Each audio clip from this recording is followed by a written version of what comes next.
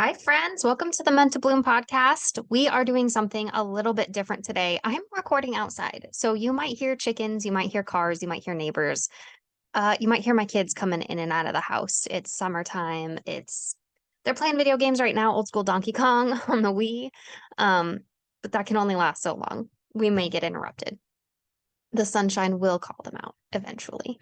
I'm also recording this by video for YouTube today, which typically is not my style. Usually I'm just super frumpy and not, video presentable. And, I woke up like this and just showed up. This is this is me every day.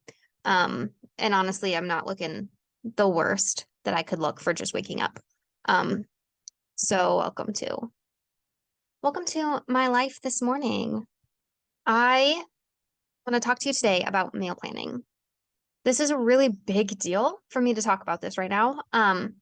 Because it's been nearly 60 episodes here on Meant to Bloom since I last talked about meal planning, which is extremely weird considering how most of my internet traffic comes from a 2019 blog post that I created about creating a rotating meal plan where you plan out 6 weeks and then, you just keep repeating it over and over and over again.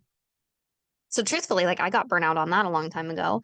I came up with 5 or 6 other ways of meal planning that have really worked for me, which I updated that blog post. So if you find that in the description and go read it, it's not just the rotating meal plan, it's my 5 top meal planning methods. And I got really burnt out on just the whole concept of meal planning. But also, if I don't meal plan, I go crazy at dinner time. Like, I don't know what to do. I just freeze up, decision anxiety. There were so many layers to things.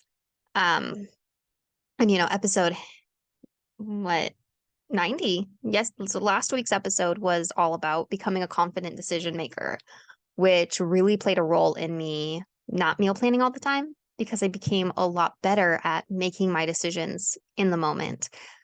Letting things be easier, letting go of guilt. I think it's episode 68, to let go of guilt and let it be easy. I used to feel so guilty about not letting things be easy. And I overcame that. It took a lot of work. It was something that kind of kept coming back and bugging me and just it was really hard to just get over it. Sometimes I still feel that guilt creeping up when I pick an easy way to do something and I'm like, stop it. It can be easy. I don't want to do the other night I had for dinner just a salad kit and chicken nuggets that I cut up and put in the salad kit. It was like a $5 dinner.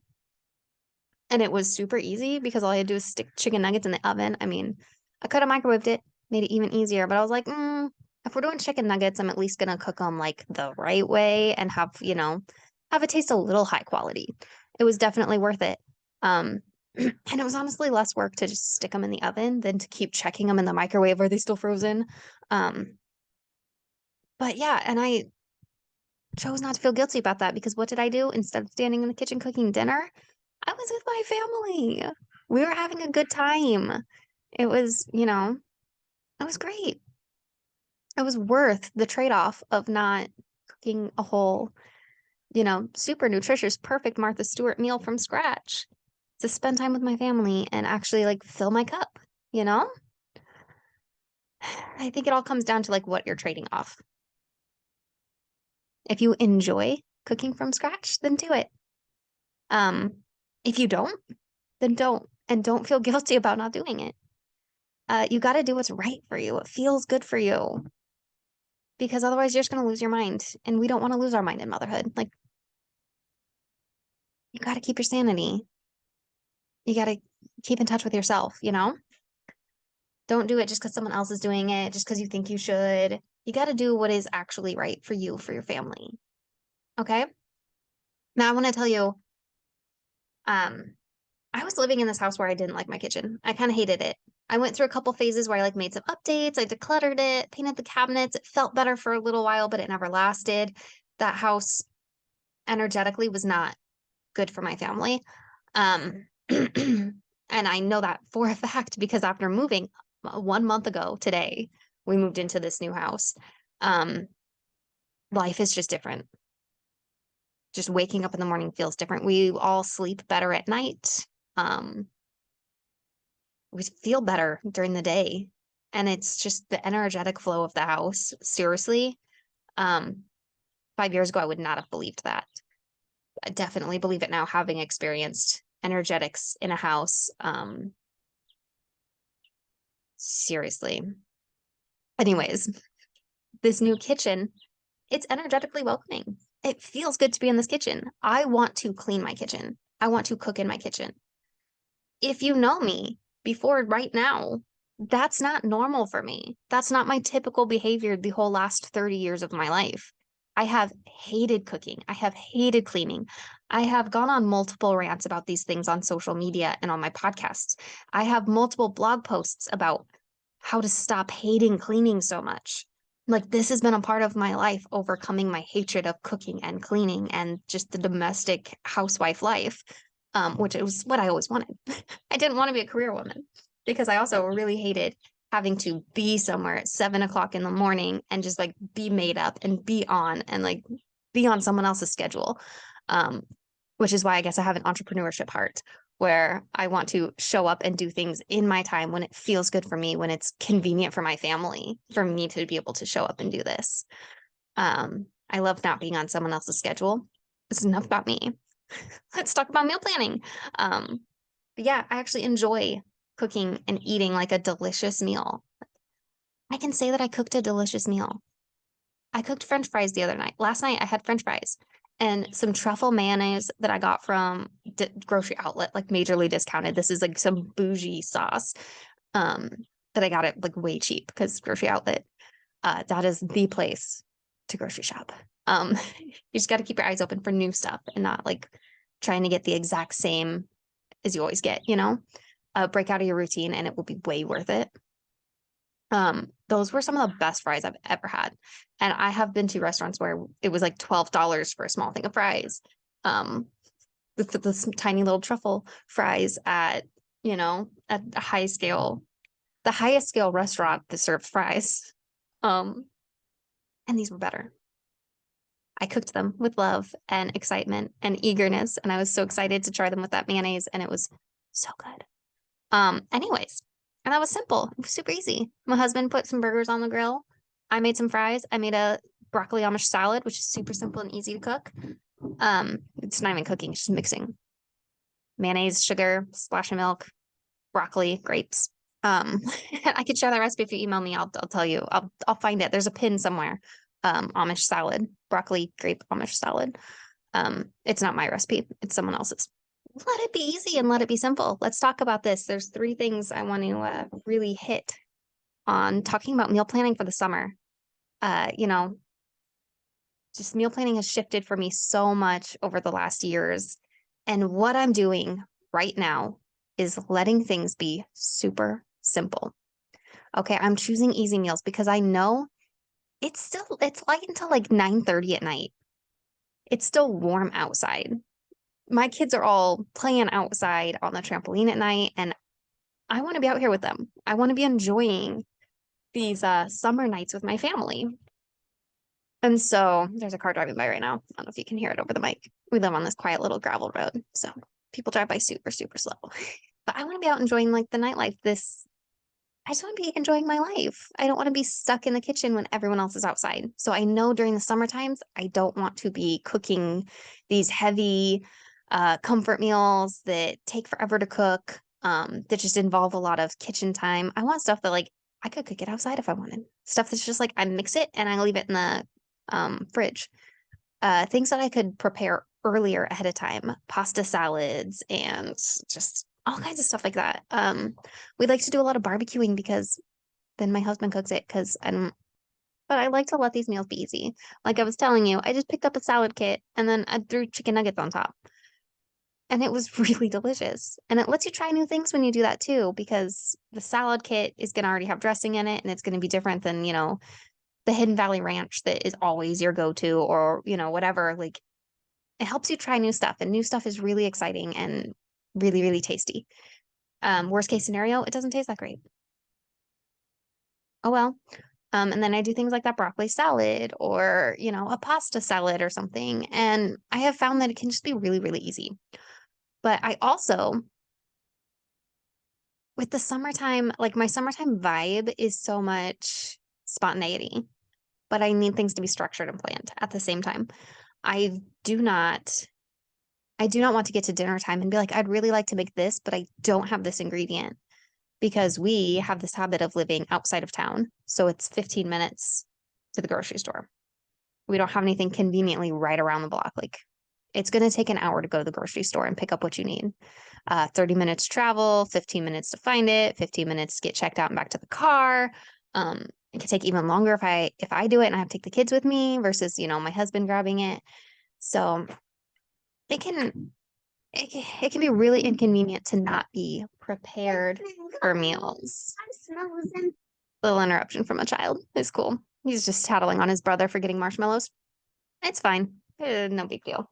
What I was saying is, I like it to be planned but not spontaneous. It's not great for us to have to go to the store at the last minute.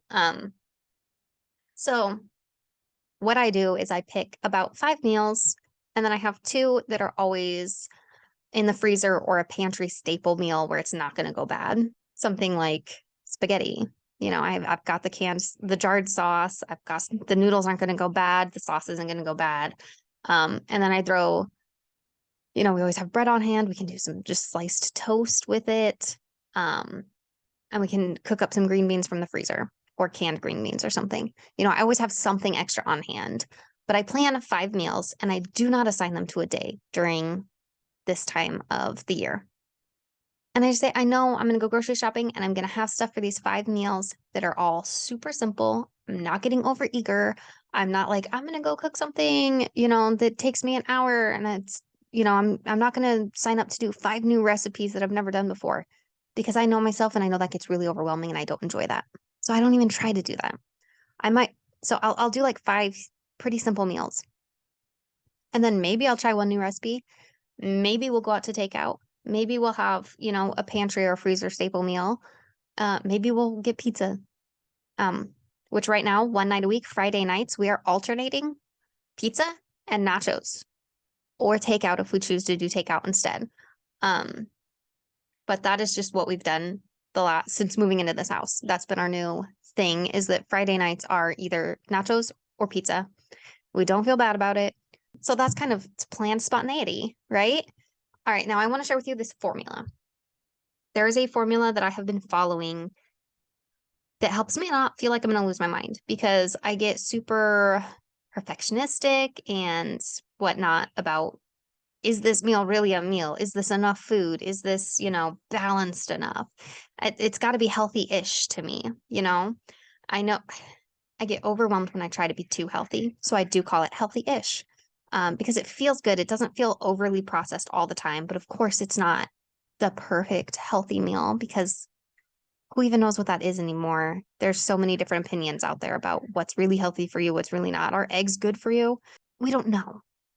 There's evidence on both sides. Whatever you want to believe, you can find the evidence to believe when it comes to what's healthy. So I don't even play around with that. I'm just calling it healthy-ish. Like I'm not just eating banquet TV dinners. I can tell you banquet TV dinners are not good for you. I can tell you McDonald's is not good for you. Anything above those, to me, less processed than those, to me is healthy-ish. Okay. So this formula that I follow is 1 protein, 1 veggie, 1 carb, and sauce. I sort of picked up on this from like HelloFresh. And I was always finding that there's like a meat and there's a veggie dish and there's a carb, something that's like it's either pasta or it's on bread, it's a sandwich. So as you realized, I got interrupted by my kids. Someone fell off a chair and I paused my microphone. Like I muted my microphone and then I paused the video and I resumed the video and completely forgot to unmute the microphone. So there's no audio to the very last little wrap up segment. But I was just going to say, so that's the formula that I follow. Reiterating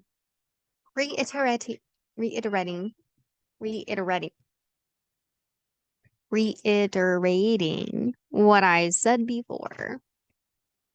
My formula, 1 protein. It's usually a meat.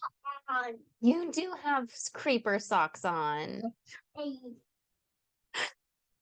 The formula: 1 protein, 1 veggie, 1 carb, and a sauce. All right. So this could be something like, well, a sandwich. Your sauce is going to be mayonnaise. Your carb is the bread. You put in a protein, you put in some veggies, or, make some veggies on the side to go with it, something like that.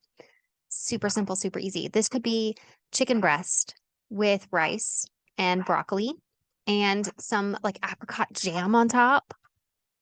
Amazing. It could be a cheeseburger. You got your carb, that's the bun. You got your burger, that's the protein.